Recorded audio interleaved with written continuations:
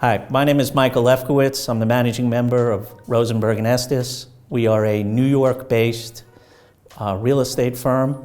We've been in business for roughly 40 years. We are all things real estate, and particularly all things New York real estate. To give you a little more detail on Rosenberg and Estis and our capabilities, we have three general departments: litigation, administrative, and transactional. Litigation does a full range of real estate related litigation, including joint venture disputes and the like. Administrative is a sort of a niche practice in which we're well regarded, which includes rent regulation as well as tax incentive programs that the city and state of New York have to create housing and other redevelopments of properties. And then there's transactional, of which Michael and I and Eric are members.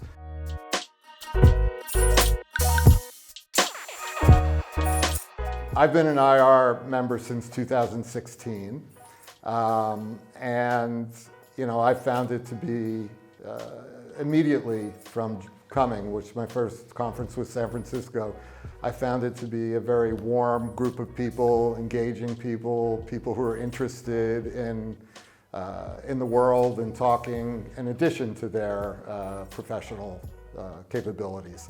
So it's really a dynamic group of people that is just fun to get together with, that's educational, and it's been a tremendous resource for me, both professionally and personally. And I would say specifically, and had a conversation just earlier regarding practice management. To come to a conference where there's so many lawyers who share similar experiences and share similar ideas that you get to talk to and express your thoughts about. One of the things we were talking about is, which is important to every lawyer, is billing and getting paid.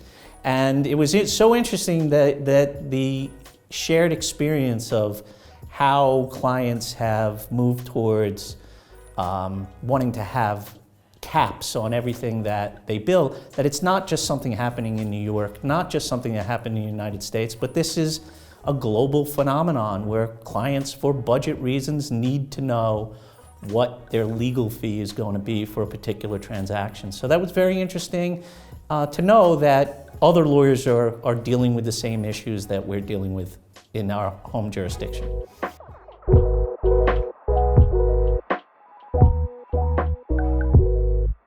We were very excited about taking this opportunity to be a headline sponsor. Coming out of COVID, for us, it's a reawakening, a new beginning, so to say.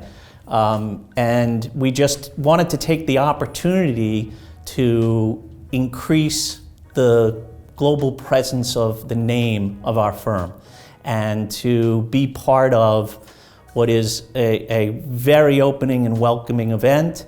It's setting a mood for the future of the world is back in business and we're all moving forward towards a better tomorrow. Just to pick up on that, it's been a tremendously long time since any of us have gotten together. And we did get together through Zoom for a while, and everyone got Zoom fatigue, and as Michael says, just to be out front in this reinvigorated environment, and have the R&E brand be prominent was very important to us.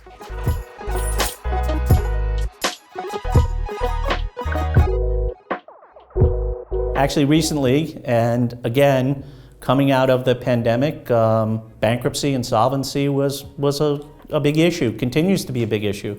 I have a client with a large retail development on Madison Avenue in Manhattan. One of the retailers was a British-based high-end fashion company. They filed for insolvency in England. Well, for a US-based real estate company with a US-based lawyer, that's not an easy thing to deal with. But being part of the IR network, of course, able to find very competent counsel to work on the administration and successfully settle the claims in connection with the defaulted lease here in the UK bankruptcy. And we also do a lot of more routine referrals, if you will. We have a lending practice and we lend throughout the United States, and we routinely involve IR members in other jurisdictions, acting as local counsel and giving us advice as to the particulars of that jurisdiction, and as they do to us when they do things in New York. So that happens regularly. But here's a good example of why IR is a great referral service.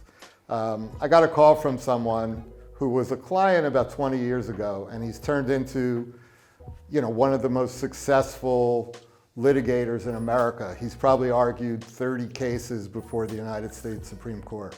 And I've kept in touch with the guy over the years, and he called me up, and he had a really good friend who was going to a company and needed a great employment lawyer to help him negotiate his contract.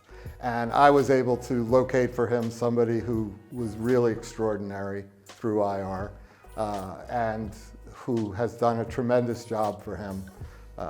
And they've just developed a personal relationship as well. And that was very gratifying.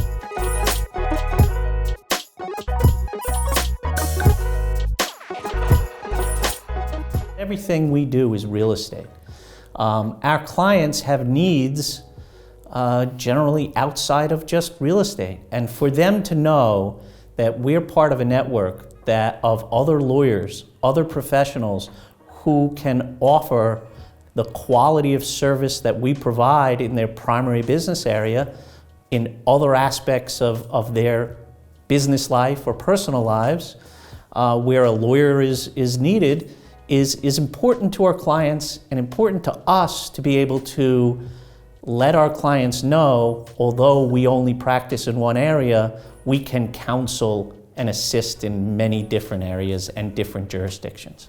I think Michael answered it perfectly, but also picking up on it, it's also important with colleagues, I think. I mean, I have a lot of other lawyers that I don't work with, who I interact all the time, who I've become known as someone who knows the right person to contact. And that is a good thing to be, I think, because it just keeps communication lines open. I think it's a source of business for me ultimately, because when people think highly of you and the people that you associate with, I think your reputation just grows, and I think it helps in that way as well.